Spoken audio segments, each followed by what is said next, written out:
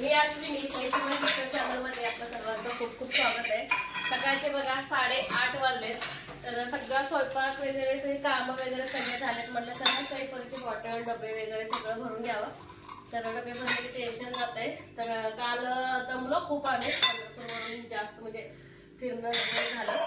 तर म्हणलं आज ना बहिणीचं काम आहे काय तर सोलापूरला, आणि दाजी नाही आहेत बघा नेमकं, तर तिचं अगदी महत्वाचं काम आहे काय तर तिथे म्हणजे कॉलेजच काम आहे। अजून बहीण म्हणजे शिकते ना, तर ड्रायव्हर लावले तिला गाडीला, तर तिचं म्हणणं आहे की तू सोबत चल। मग म्हटलं चला सोबत जाऊया। अचानक फोन आलाय, एक मला वाटतं एक 10 मिनिटं आधीच फोन आला असेल बघा।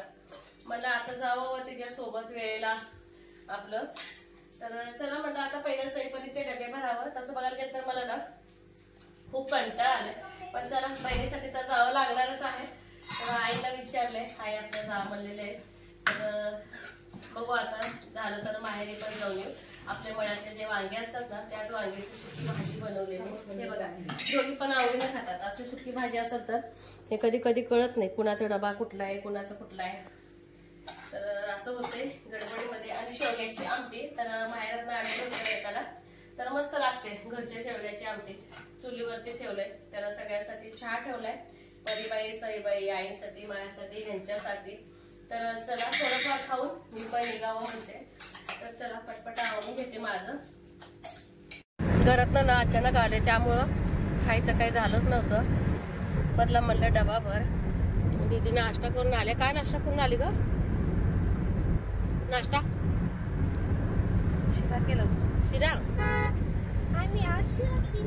शिरा केला होता। मग मी सगळ्यांचं चपाती भाजी आणली होते, तर नाही म्हणते ती, तर म्हटलं मी एक चपाती तर खाऊन घ्यावं। हे बघा असं वांग आणि चपाती असं आणलेलं आहे। चला एखादी तरी चपाती खाते, परत तिचं 1 तासभर तरी काम असतं तिचं सिटीमध्ये, मग तोपर्यंत भूक सोड होणार नाही घरी जाईपर्यंत। घरी म्हणजे आता म्हणजे त्यांच्या मामाच्या घरी म्हणजे माझ्या माहेरी। तर चला एक चपाती खाऊन घेते, पोरांचं चाललंय गाडीमध्ये छान कालवा। सईपरी का मागं लागलं ना, त्यांची शाळा होते ना, त्यामुळे चला थोडंसं खाऊन घेते।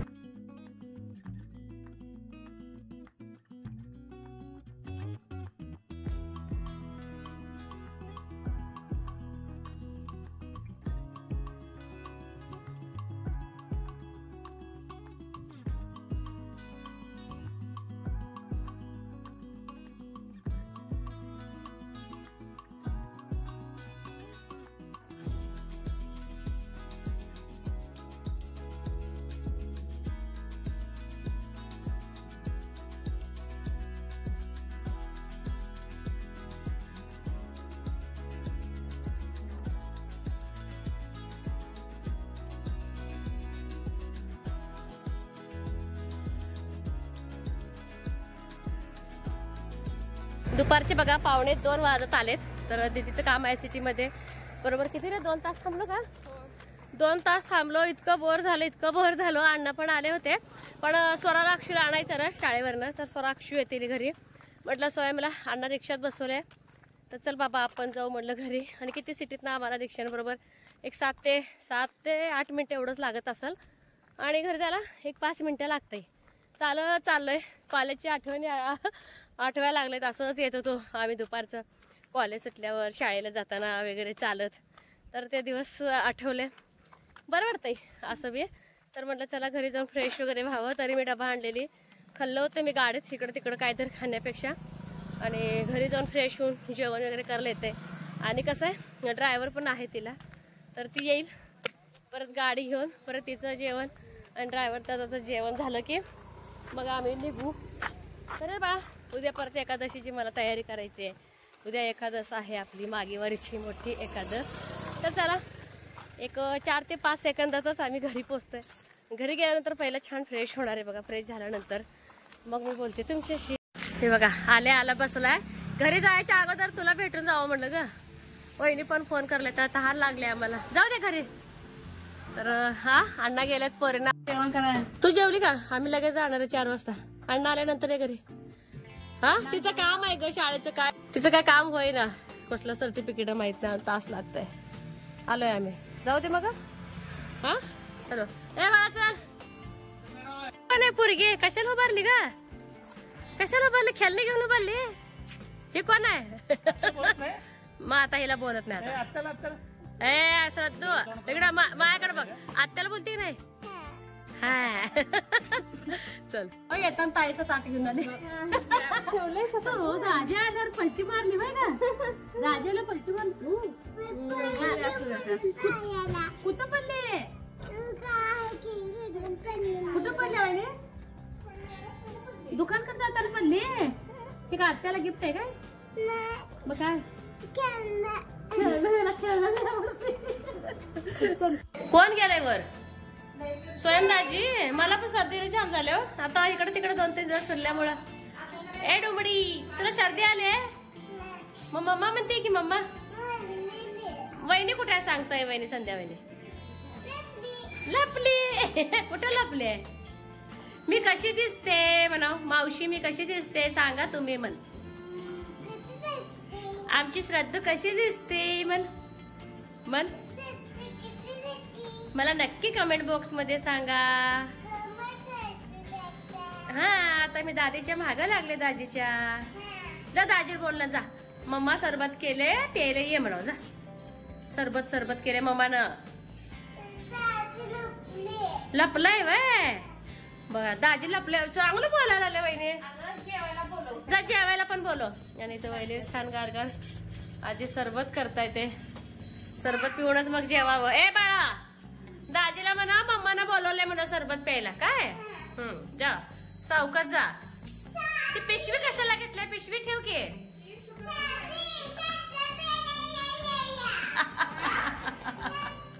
सरबत प्यायला या या या. कोण तर आले की पोरं चालूच होती ती बघा. आव आम्ही तेव्हाच येणार होतो काम झालं की पटकन. पण आता हिला 1-2 तास लागते म्हणजे जाऊ दे म्हणलं. एक तर आपण 2-3 तासासाठी आले. असं बी नाही आलं तर रागाला आली. ड्रायव्हर असल्यामुळं म्हणजे सोबत चल म्हणली. म्हणजे थोडस कम्फर्टेबल वाटतंय ना. नाही ते नाही म्हटल्यानंतर दाजी पण घेत म्हटल्यानंतर चल म्हटल्यानंतर मग ह्यांना विचारलं आधी. सरबत हरवलं गेलं गावाला. गावाला गेला आता तुमच्या पप्पाच्या गाडीत. गेलं गावात. तू का बसली इथं सरबत प्यायला? अगो बाई सरबत आलं की गावावरनं. हा सरबत आलं गावावरनं. हे दरवाजा पिझ्झा पिकी का तिथे आगो आहे बघ. हाय म्हणते. जा पण जा. ग्लास एकदम घट्ट. शेंबडे नाकात हात घालती.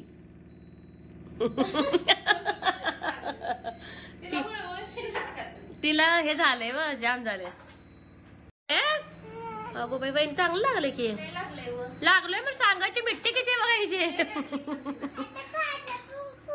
हा नको बाय वहिनी हेच लय झालं. हे बघा वहिनीनं काय काय केलंय. गरगट्टा आणि मी दिलेली तुरीची डाळ भिजून केले ना वहिनी. आता मीच हे पहिल्यांदा खाते. मी आवडलं तर मग मला करते.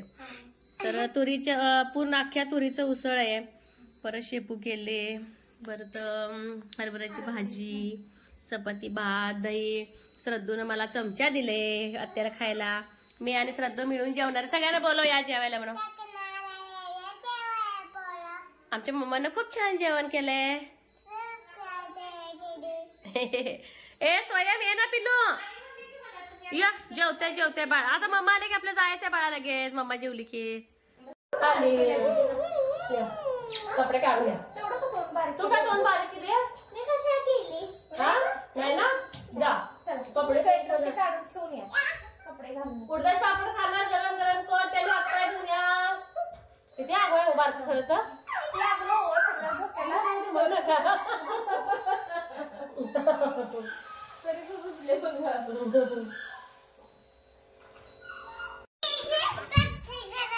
कोण बघते? तू बघते? ती पाहिजे तुला. दीदी पण आले. झालं काम तुझं? हो झालं. तर हिला बरोबर याला 3:30 वाजले. तर इथं सगळं जेवण गरम करायचं चालू आहे. तर ड्रायव्हरला पण दिले जेवायला. अण्णा पण जेवायला लागले. श्री जेव की श्लोक. जायचं रे बाळा आपल्याला. जायचं रे लवकर. तू राहणार आहे? उन्हासाठी लागले काय? सेम टू सेम घ्यावं लागतंय. 3 ब्रेसलेट सगळं सगळं सेम सेम. वहिनीची गड्ड्याची तयारी बघा. तयारी म्हणते खरेदी. बरेच खरेदी केले. आता का मी काढत नाही. वहिनी काय एवढं सगळं ते आहे का? हे बघा काय काय काय काय काय काय काय काय काय काय काय काय काय काय आहे शॉपिंग. चला तसं दिलंय तुला मी. अशी कमेंट होती की ताई म्हणजे माझी आई काल पंढरपूरला आले नव्हते. तर का आले नव्हते सांग? मी लग्नात पडले म्हणाल नाही आजार यावरून. तर सांगोलच्या ज्या लग्नाला आलती ना आईचं म्हणजे काय बसण्यात थोडीफार चूक झाली होती. तर आई पडली होती त्यामुळे तिला थोडस इथं लागलं होतं. आणि बरंच ते अवदान म्हणतात ना त्या अवदान वगैरे असं बऱ्याच ठिकाणी तिला दुखत होतं त्यामुळं आले नाही. बाकीच्या सगळ्या मावश्या मग आम्हाला पण तसं करमलं नाही की आई नसल्यावर करमतंय का? विचारले की सगळेजण विचारले म्हणजे नाही विचारलं ताई सगळ्या ताईची आई सगळे विचारले सगळे साधना नव्हती खरं. नाही आलते तिनं नाही आले ते मंग आलते हे नाते जय ताईची आई आलते सगळे विचारले.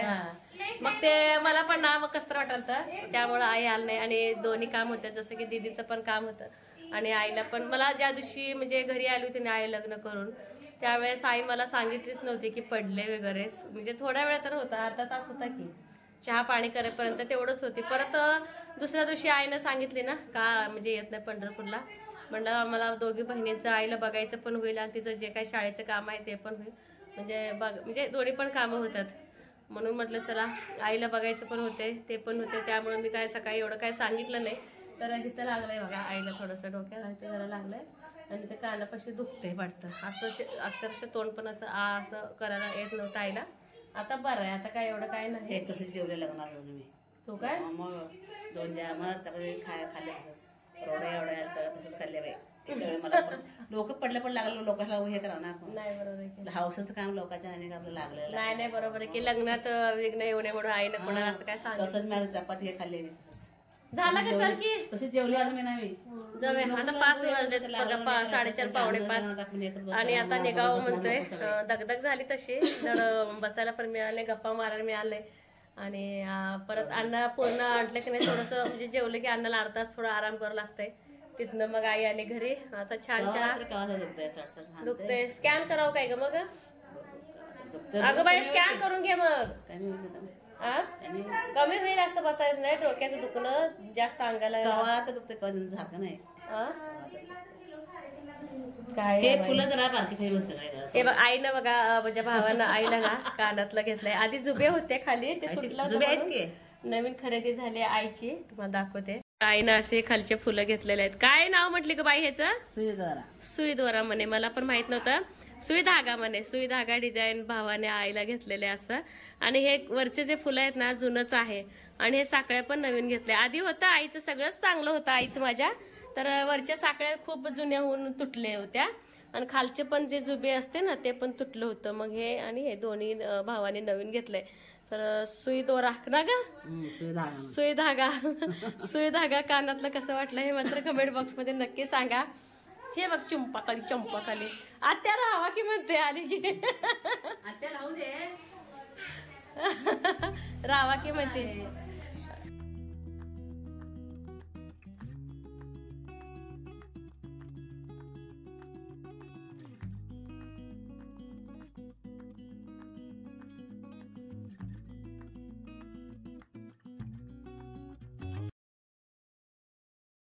तर घरी यायला बघा 7 वाजले.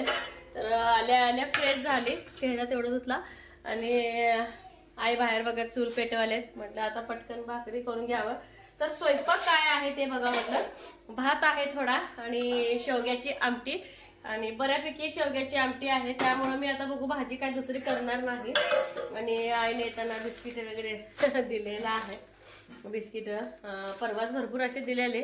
तर म्हटलं अजून दिले तर दिले ठीक आहे. म्हटलं उद्या एकादश आहे तर रात्री झोपायच्याच अगोदर मला साबुदाणा पण भिजवायचा आहे आणि देवाला दिवा लावलंय परीनं. तर चला किचन तर जरा आहे बरं साईपरनं ठेवलेलं आहे. आल्या डबे वगैरे बघा असं ठेवलंय घासायला पोरीनं. तर चला पटकन भाकरी करून घेतो. बाजरीची भाकरी बनवायची आहे मला. तर चला. तर ह्याने पण मळ्यातनं बघा पालक आणले. हे पालक व्यवस्थित असं ठेवते. पेटला अजिन चूल. परूबाईला हेअरस्टाईल चांगलं की नाही परूबाई? बघू हेअरस्टाईल कशी केले बघू. चांगलं केलंय की बघू पाठीमाग काय केलंय. मग मस्त दिसतंय. चला ब्रेड खातेस काय. चला खा.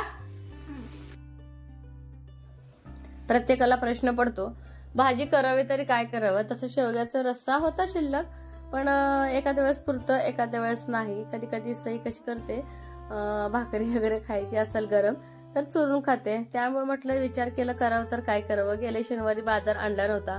जसं की मळ्यातलंच काय काय भाजीपाला निघालं होतं आणि आमच्या शेजार पाजारची पण बरेच लोकांनी शेअर केलं होतं.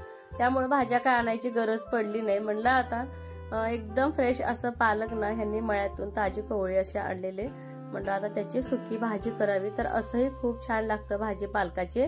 तर कधी कधी ना खरंच पालकाची सुकी भाजी सुद्धा खूप छान लागते आणि नक्की अट्ठासाने करावंच म्हणते. ह्याच्यामध्ये सुद्धा ना भरपूर असं पोषक म्हणजे घटक आहेत आणि त्याच्यानं ना भरपूर आपल्या शरीराला फायदा सुद्धा आहे.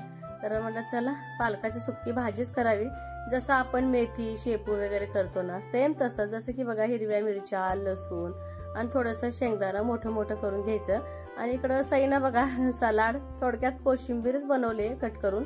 जसं की बघा ती 2-3 काकडी, एक कांदा, टमॅटो, थोडीशी साखर, मीठ असं काय काय घेतलेलं आहे. तर तिला आवडते ती तिचं बनवणं चालेल. ठीक आहे म्हटलं तेवढंच मला थोडीशी मदत. तर सुक्या भाजीची तयारी तर बारीक करून घेतले आपलं मिरची लसूण आणि शेंगदाणे. तर तेल टाकले जिरं मोहरी आणि चुलीवरती तव्यावरती बनवत असते. पण भाकरी बनवताना सुचलंच नाही कुठली भाजी करावी. परत सुचलं चला म्हटलं तर पालकाची भाजी करूया. मसूर डाळ भिजली नव्हती जास्तीचं पण शिजून जाते पटकन झटकन होऊन जातं हे. तर मसूर डाळ मीठ जसं की बघा खूप सोपं म्हणजे ही पद्धत आहे भाजी करण्याची. आणि विशेष म्हणजे मेथी आणि शेपूपेक्षा पालकाची सुकी भाजी खूप लवकर म्हणजे होऊन जाते. आणि विशेष म्हणजे पोरी सुद्धा अगदी आवडीने खातात. जसं की शेवगा असो किंवा पालक असो. आणखीन तरी पोरी शेवग्याच्या शेंगांना कंटाळलेल्या नाहीत. आज पण जेव्हा मी दुकानात गेले होते ना मला लक्षात नाही बघा तुम्हाला दुकानात म्हणजे आपल्या दुकानाजवळ शेवग्याचं झाड आहे. दिसायला झाड इतकं दिसतं पण इतक्या शेंग्या लटकलेत ना प्रचंड अशा प्रमाणात. उद्या मागेवारी आहे ना म्हणलं आता शाबू थोडंसं भिजवावं. म्हणजे काय होतं सकाळपर्यंत अगदी व्यवस्थित असं भिजलं जातं. आणि उद्या मला मळ्यात पण काम आहे. म्हटलं चला पटकन आपलं देवाला नैवेद्य दाखवून साबुदाणा मळ्यात पण नेता येते. तर बघा कालचे आजचे असे कपडे बरेच असे माझे ना फोल्ड म्हणजे घडी करायचं राहिलेलं होतं. म्हटलं चला थोडंफार वेळ आहे तर करूया. 8:30 वाजले ते रात्रीचे. तर चला म्हटलं तर जे काय होते कपडे ते सगळं घडी करणं चालू होतं. पण परीचं साईज एक अशी आयडिया होती की आई आपण त्यांच्या दररोजचं जे डेली रुटीनचे कपडे आहेत ना तर ते नीट ठेवूया. मी त्यांना बोलले मी नको मला कंटाळा आलाय आपण उद्या करूया. पण त्या दोघी बोलल्या की आई मी तुला मदत करते पण आपण हे सगळं काढूया. तर हे बघा सगळे कपडे जे काय दररोजचे वापरायचे आहे ते काढायचे चालले. जसं की दोघीला एकदम एवढं का म्हटलं भांडणं होतात. जसं की बघा पहिलंच सईला सांगितलं तुझे कपडे तू घडी करून ठेव. बाकी त्यांचं कपाट वगैरे स्वच्छ करायचं काम माझं. जसं की पॅन्ट एकीकडे ठेवावं लागतं, टॉप एकीकडे ठेवावं लागतं, फ्रॉक एकीकडे ठेवावं लागतं. तर आधी सईला दिले नंबर. तर इकडे मी जेवायला घेतले होते. तर भाकरीवरती सगळी भाजी घेऊन खाते मुद्दाम. असं पण कधी कधी जेवायला मला खूप आवडते. खरंच पालकाची सुकी भाजी खूप छान झालेली. सईचा नंबर झाला. आता आला परिवाईचा नंबर. तर सेम जसं सईला सांगितलं होतं तसंच तिचं सुद्धा काम करणं चालू आहे.